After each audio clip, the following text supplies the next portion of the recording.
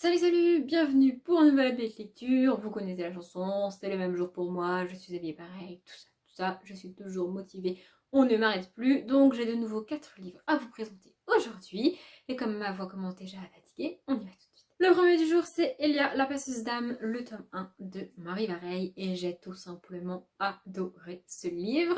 Je vais faire une micro-parenthèse avant de le résumer parce que j'avais peur avant de le lire. Puisque avant de commencer celui-ci, j'avais trouvé à la bibliothèque de là où je travaille Je peux très bien me passer de toi, donc de Marie Vareille, qui est publié, si je me souviens bien, chez Charleston, et qui est donc une espèce de comédie romantique un peu feel good. Et j'ai pas du tout aimé parce qu'on retrouve le schéma de l'héroïne qui passe son temps à m'expliquer que sa vie c'est de la merde, bla bla bla bla bla bla. Sympathique. Vraiment, je supporte pas ce genre de personnage et ce genre d'histoire, c'est un truc que je supporte pas et que je ne peux pas lire. Donc j'ai commencé il y a la passeuse d'âme avec ce premier essai avec Marie Marais et c'était pas hyper fun. En fait, je me disais, si l'univers est cool mais que les personnages sont pas top, clairement ça le fera pas. Et c'est pas le cas du tout parce que l'univers est top et les personnages sont hyper top. Donc on va y rencontrer Elia, évidemment. On est dans une dystopie, on reprend tous les codes de la dystopie, mais elle a réussi à ce qu'on reconnaisse l'ambiance, à ce qu'on retrouve l'ambiance et la manière de construire une histoire en dystopie qu'on aime si on lit de la dystopie, tout en étant assez original pour que ce soit pas un simple copier-coller de New York Game ou de Divergente, pour ne citer que les deux dystopies les plus connues au monde, je pense. Enfin, en tout cas, un young adulte, hein, je ne pense pas, c'était une blague. Bref. Et donc, on va rencontrer Elia, elle est issue de la plus haute caste de la société. Et en plus de ça, elle est donc passeuse d'âme, ce qui est une position pas très cool, même si t'es je sais plus comment ça s'appelle, même si t'es très bien placée dans la société, si t'es passeuse d'âme, c'est pas hyper fun. Du coup, c'est un peu compliqué pour elle. Et en plus, au début du livre, elle va faire un truc illégal. Elle va faire quelque chose qu'elle ne devrait pas faire, évidemment. Et elle va se retrouver embarquée dans tout un tas de conséquences et de trucs qui vont se passer après, suite à cette erreur-là, enfin à cette chose qu'elle a faite et qu'elle n'aurait pas dû faire. Et du coup, on va la suivre là-dedans, dans cette aventure-là. Et elle va comprendre, elle va comment dire, son point de vue va changer sur la société parce que elle va découvrir pas mal de choses, elle va se rendre compte qu'on lui a pas forcément dit la vérité, comme dans toute dystopie qui se respecte, et elle va mener son destin, elle va être contrainte de prendre les choses en main et de se démerder toute seule, alors que jusque-là, elle était dans un milieu aisé où sa vie était pas très cool, certes, mais où en fait ça allait, tu vois.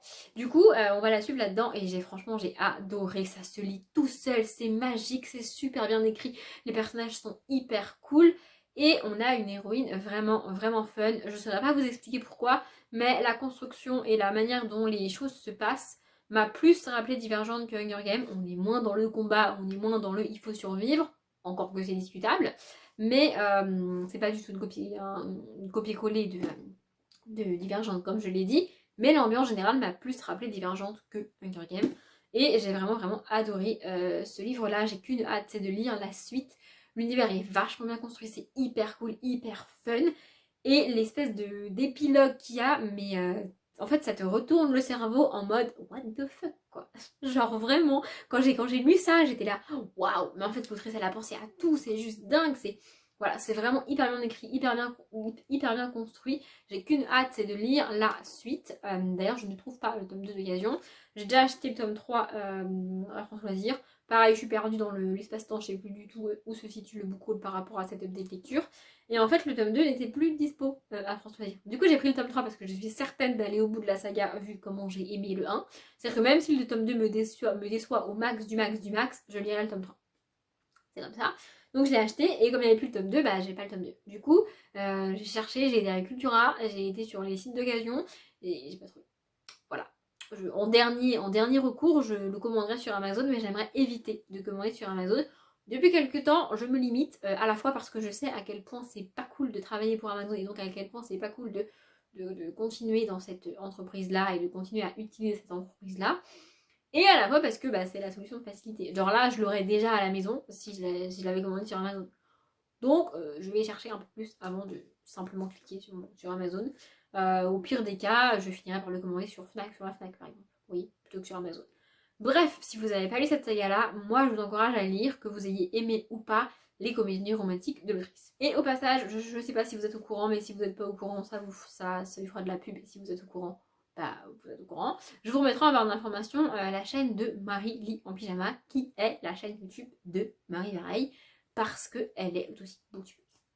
Le suivant, c'est L'Enfant des cimetières de Sir Cédric. Je l'ai acheté et lu juste après, en fait, parce que j'avais très envie de thriller et que j'en avais plus dans la patte, en fait. Donc, je l'ai lu direct. Ici, on va suivre David, qui est journaliste. En fait, il a un métier qu'il aime pas vraiment. C'est-à-dire qu'il est, vous savez, dans le groupe de journalistes qu'on appelle sur une scène de crime, il y a celui qui prend des photos un peu morbides, un peu dégueulasses, qui vont être mises en première page du journal pour le faire vendre. Et bah, c'est ça qu'il fait. Il prend ces photos-là. Et ça le dérange un peu, c'est pas un truc qu'il aime, mais en même temps, il faut bien vivre, il faut bien gagner sa vie, donc il le fait. Le livre démarre, lui et sa collègue sont appelés sur... Enfin, appelés. Ils découvrent qu'il y a une nouvelle scène de crime, en gros, et ils débarquent pour prendre des photos et tout, et tout.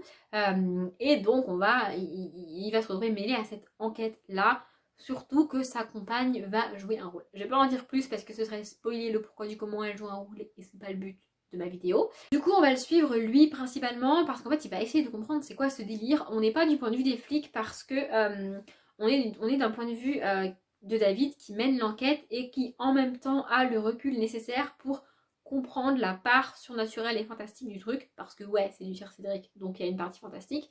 Et ici, ça va être une partie d'esprit et de fantôme avec l'enfant des cimetières. Alors, on le sait, c'est pas un suspense avec le titre et avec ce qui se passe au début. On se doute bien qu'il y a un délire avec l'enfant des cimetières et tue des gens, hein, parce que la première maison où il y a des victimes et tout, elle est à côté du cimetière. Donc, faut pas être non plus Einstein pour capter le délire, voyez-vous. Et du coup, on va suivre David et on va essayer de comprendre ce qui se passe avec cet enfant des cimetières, d'où il sort, qu'est-ce que c'est. Il y a une légende derrière. J'ai eu un peu de mal avec ça, c'est peut-être des trois Sir Cédric que j'ai lu, c'est celui avec lequel j'ai eu le plus de mal à rentrer dedans parce que tout ce qui parle d'esprit, de fantômes et tout, c'est pas mon délire. Autant je peux faire des efforts sur plein de trucs fantastiques, autant pas trop là-dessus. J'en ai parlé quand j'ai parlé du Maxime Chatham dans un précédent de lecture. Je crois que c'est pas celui d'avant, c'est celui encore avant. Ouais, j'ai tourné ces updates lecture là dans la même journée, mais même comme ça, j'arrive pas à savoir dans quel update lecture j'ai parlé de quel livre. Faut pas chercher. Bref. Mais j'ai quand même continué parce que ça se lit bien, parce que c'était vraiment cool, et parce que, à la différence de celui de Maxime Chatham, on est du côté de celui qui mène l'enquête et qui essaye de comprendre c'est quoi ce délire. Et c'est ça qui me plaît, encore une fois. Donc, bah, j'ai continué. Et ça m'arrive rarement aussi en littérature, mais la fin du livre a rattrapé mon avis. C'est-à-dire que si j'avais pas été au bout du livre, j'aurais eu un avis beaucoup plus négatif sur ce livre-là. Alors que comme j'ai été au bout et que j'ai trouvé la fin vraiment bien et vraiment cool, mon avis est un petit peu meilleur sur le livre. J'ai conscience que si j'abandonnais pas autant le livre et que si j'étais pas un petit peu plus persévérante pour certains livres, ça m'arriverait plus souvent. Mais en même temps, il y a des fois où j'ai pas envie de faire l'effort. Là, j'ai eu envie de faire l'effort, j'ai réussi à avancer dans le livre sans m'énerver, sans m'agacer, sans m'ennuyer. Et du coup, ça a permis à la fin de remonter mon avis sur le livre, enfin de remonter. Enfin, j'ai pas de mots plus précis et plus clairs, mais vous avez compris ce que je veux dire, parce que vous êtes des gens très intelligents. Comme je l'ai dit, c'est pas mon Sir Cédric préféré. Mon Sir Cédric préféré reste de Fièvre et de sang, donc celui que j'ai lu juste avant. Je vous retrouverai la date lecture et je vous mettrai tout ça en barre d'infos si ça vous intéresse. Mais c'était quand même très cool. Et pourquoi pas commencer par celui-ci si jamais vous avez envie. Voilà. Je viens de me rendre compte que je ne l'ai pas dit tout à l'heure, mais en lisant Elia, la passeuse d'âme, j'ai écouté Gravel to Tempo de L.A. Kiyoko. Voilà, comme ça c'est fait. Le suivant, c'est L'Auberge entre les mondes, le tome 1, Péril en cuisine de Jean-Luc Marcastel. Et ça a été un nouvel échec pour moi. J'ai pas aimé. En fait, on va suivre Nathan et son ami Félix, c'est ça, qui sont dans une école de cuisinier-serveur, enfin un truc en rapport avec la restauration, quoi. Et l'un de leurs profs leur a proposé de venir dans son auberge pour travailler pendant les vacances. Et du coup, ils ont accepté et donc ils débarquent là-bas. Et on va essayer de comprendre ce qui se passe dans l'auberge, tout ça, tout ça. Ce qui m'a dérangé, c'est que rien qu'avec le titre, on sait que l'auberge elle est particulière, on sait qu'il se passe des trucs bizarres là-dedans. Et pendant littéralement la moitié de ce tome 1, qui est pas très long, il se passe des trucs bizarres. Non, il se passe pas des trucs bizarres. Non, il y a rien de bizarre, franchement, t'inquiète, c'est normal et tout. Mais là, non, c'est pas bizarre quand même. Non, mais là, quand même, non, mais non. Voilà. Genre, le Nathan, il est là, ça c'est bizarre. Non, mais non, c'est pas bizarre. Ça c'est bizarre. Non, mais non, c'est pas bizarre. Non, mais au bout d'un moment, j'étais là, mais vous êtes sérieux, gars? L'auberge entre les mondes, on sait qu'il se passe un truc chelou là-dedans, on le sait, on n'est pas complètement débile. Je veux dire, ok, c'est pour les enfants, mais même si t'as 10 ans, tu captes qu'il y a un délire en fait. Enfin, je sais pas, arrête de prendre les gens pour des cons en fait. Donc, déjà, ça m'a gonflé.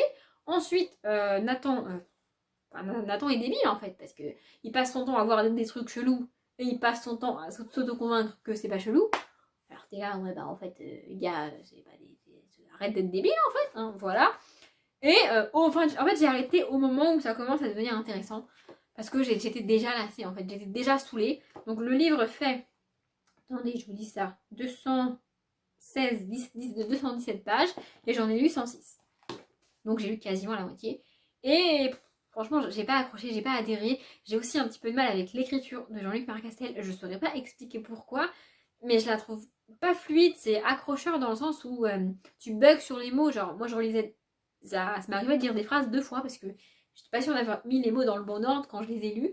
Je trouve pas ça très naturel à lire, pas très fluide et c'est dommage, vraiment. En fait, j'ai fini par me dire bon, allez, je finis ce livre-là et je lirai pas la suite. Il y a une autre partie de mon cerveau qui s'est réveillée en mode meuf, si tu liras pas la suite, c'est quoi l'intérêt d'aller au bout du livre en fait? Et du coup, j'ai arrêté. J'aurais pu aller au bout parce que ça se lit vite, parce que ça se lit bien, mais j'ai pas vu l'intérêt d'aller au bout, sachant que je lirai pas la suite et que c'était pas un kiff total non plus. Donc voilà. Et sachant qu'en plus, j'ai aussi eu un problème avec l'écriture, je suis pas certaine d'essayer autre chose de l'auteur. Ça n'engage que moi, ce n'est que mon avis. Peut-être que la majorité des gens ont aimé et conseillent cette saga à tous les enfants et c'est très cool. En fait, pour résumer, de 1, j'ai pas aimé être prise pour une conne. De 2, j'ai pas du tout aimé le personnage principal. Et de 3, j'ai eu un problème avec l'écriture. Donc j'ai pas lu. Et j'ai écouté quand même Talk de Why Don't We. Voilà. Et enfin, on termine avec le club du mardi continu de Agatha Christie. Je vous ai présenté Miss Marple, le club du mardi, dans un précédent update lecture. Encore une fois, je sais plus trop lequel.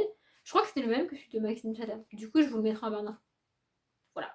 Et en fait, j'ai eu un problème parce que j'ai pas. Bah attendez, je vais vous attraper l'autre pour vous le montrer. Donc en fait, voilà, j'ai pas le livre dans la même édition, ce qui fait que j'ai parfois. En fait, il y a en tout 12 ou 14 nouvelles, je sais plus, qui ont été écrites par Agatha Christie avec Miss Marple dans un endroit où ils discutent avec des gens et où chacun raconte un truc qui lui est arrivé et les autres doivent essayer de deviner qui a tué et qui a fait ce qu'il a fait. Et donc elle a écrit 14 nouvelles en tout. Ces 14 nouvelles ont été divisées en 2 tomes différents. Sauf que je pense que selon les éditions, la division n'a pas été faite de la même manière. Ce qui fait que dans ce tome 2 là, qui n'est pas de la même édition, je me retrouve avec des nouvelles qui sont déjà présentes dans celui-là. Et donc il me manque des nouvelles. Du coup, j'ai pas pu tout lire. J'ai lu de celui-ci les nouvelles qui sont dedans et que j'avais pas lu avant. Mais il m'en manque. Il faudra que je me débrouille pour trouver Miss Marple, le club du mardi, dans cette même édition-là. Et que je vérifie que les nouvelles qui me manquent soient dedans. Je sais pas si c'est très clair ce que je dis, mais en gros, il y a des nouvelles qui ont été écrites par Agatha Christie que j'ai pas pu lire parce qu'elles n'étaient pas présentes dans ces livres-là. Voilà. Mais sinon, j'ai quand même pas mal aimé. Je pense que le fait que je les ai pas tout à fait lus dans le bon ordre, du coup, fait que c'était un petit peu compliqué. Il y a aussi des fois où j'ai mis un petit peu de temps. En fait, ça me faisait bizarre parce que je lisais quelque chose et je me disais, mais de 1, ça colle pas trop avec ce que je viens de lire avant, au niveau de l'espace-temps et tout. Et de 2, j'ai déjà lu ce truc-là en fait. Donc voilà, parfois j'ai mis 2-3 pages à capter, j'avais déjà lu, mais bon, c'est pas grave. J'ai quand même beaucoup aimé, c'était quand même très très cool pour le. Je crois qu'il y en a, au final, il y en a que 2 ou 3 que j'avais pas lu dedans. Mais j'ai quand même beaucoup aimé, c'est très bien écrit, c'est très cool. On se prend au jeu de chercher nous aussi qui est responsable en fait. Et surtout, on a envie de comprendre quelle va être la logique de Miss Marple pour elle trouver qui a tué. Parce que moi je suis comme les autres, en fait j'y arrive jamais. Mais elle est trop forte. Donc voilà, c'est un personnage que j'aime beaucoup et je vous conseille ces livres-là. Mais faites gaffe à l'édition. Voilà, j'ai l'impression que cette lecture a été particulièrement brouillon, mais il y a des fois j'ai eu cette impression-là au tournage et au montage ça va. Donc je verrai bien au montage ce que ça donne. Si c'était trop brouillon, je suis désolée. Du coup, je m'arrête là. Comme d'habitude, je vous souhaite une bonne journée, un bon après-midi, un bon appétit ou une bonne nuit et je vous dis à bientôt.